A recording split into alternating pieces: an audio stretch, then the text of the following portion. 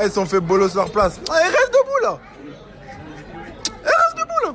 Voilà. Eh, les poteaux, vous restez là. Hein. Eh, attendez, vous restez là. Voilà, prends son pain. Mais ça, c'était avant. Salut à tous, bienvenue dans la quotidienne de Téléfoot. Les Parisiens étaient heureux hier avec Tic et Tac, mais ça c'était avant le tirage au sort de la Ligue des Champions. Les Parisiens qui ont fêté leur titre de champion d'automne à Disneyland Paris en présence aussi de Mickey, Minnie et Dingo. Et vous le voyez, certains joueurs du PSG avaient mis les gants de Kevin Trapp. Sympa. Mais retour aux choses sérieuses aujourd'hui pour le Paris Saint-Germain avec le tirage au sort des huitièmes de finale de la C1. C'est simple, hein. C'est le plus mauvais tirage pour le Paris Saint-Germain qui affrontera le double tenant du titre, le grand Real Madrid. L'autre choc opposera Chelsea au FC Barcelone. On regarde tout de suite la réaction parisienne après ce tirage au sort. Quand je connais que c'est Real Madrid, je suis content. C'est fantastique pour les fans, pour le club. Et que nous voulons jouer un match le plus grand possible.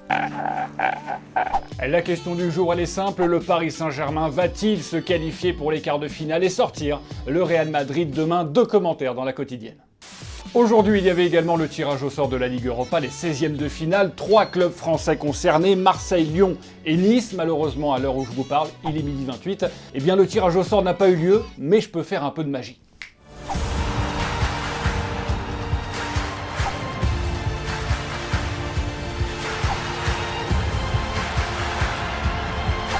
Incroyable, hein? Ouais, je fais ça de temps en temps. Vous venez donc de voir les adversaires des clubs français, petit vénard, parce que moi il est toujours 12h28.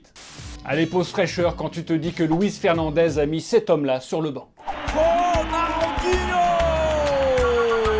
A galera veio pra ver você, Ronaldo!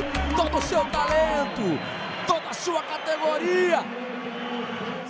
Retour maintenant sur la 17e journée de Ligue 1 et cette lutte toujours aussi acharnée pour la 2e place. Monaco s'est fait peur face à 3, victoire à la 88e minute. Lyon s'est fait peur à Amiens, victoire à la 94e minute. L'OM a fait très peur à Saint-Etienne, victoire dès la 11e minute. Ces 3 équipes comptent 35 points, à 9 points du premier, le leader, le Paris Saint-Germain, et à 8 points du 5e. C'est lundi, c'est le Récap Express.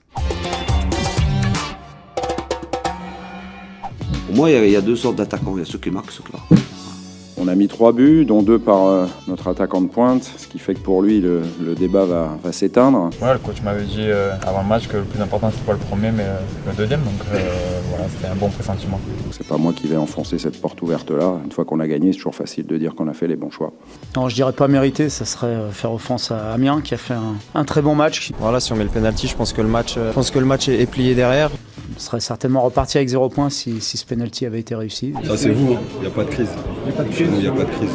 Et peut-être Paris qui c'est le plus fort. Il n'y a pas eu une victoire à domicile, quoi. Donc que les supporters soient déçus, c'est légitime. Il n'y a personne qui l'a changé, ni les supporters, ni les joueurs, ni le staff, ni les dirigeants. Mais à un moment donné, c'est là. C'est juste que... Et la conférence de presse du week-end, c'est celle de Julien Sablé après la lourde défaite de son équipe à Marseille, donc 3-0, 9e match sans victoire pour les Verts. Du coup, il était très énervé en conférence de presse Julien Sablé. Il s'est présenté 46 secondes devant les médias, mais nous, on est capable de faire plus court. Bonsoir, ça va pas durer longtemps. Je peux pas accepter ce que je viens de voir ce soir. J'ai jamais rendu les armes et ce que j'ai vu là, ça me plaît pas du tout. On n'a pas vocation à jouer le maintien pour un but sur coup de pied arrêté. Donc c'est minimaliste sur le 3-0. Bonne soirée. Dis donc, en ce moment, c'est plutôt Julien en Sablé. Oh, excellent. Excellent, hein? Non, c'est nul. Ah, oui. Oui, peut-être.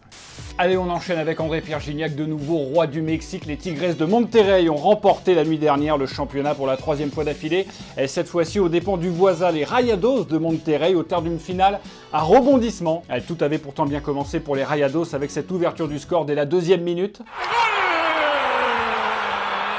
Égalisation des Tigres à la 31e. Les coéquipiers d'André-Pierre Gignac qui vont prendre l'avantage 4 minutes plus tard. Plus rien ne sera marqué, score final donc 2-1. Pourquoi une finale à rebondissement? Car à la 83e minute, penalty pour les Rayados. Bon, j'ai un peu tué le suspense. Se prepara Vilés. ¡Gol! oui, terrible désillusion pour les Rayados, ennemis jurés des Tigresses. Je vous propose de revoir ce pénalty sous un autre angle avec un supporter des Rayados.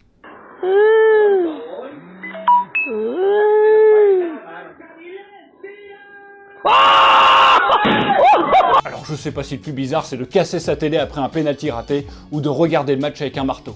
J'hésite encore. Et c'est la fin de la quotidienne, on se retrouve demain comme d'habitude, on like, on partage, comme d'habitude on se quitte en images et en musique, et comme d'habitude, on s'est pas vu.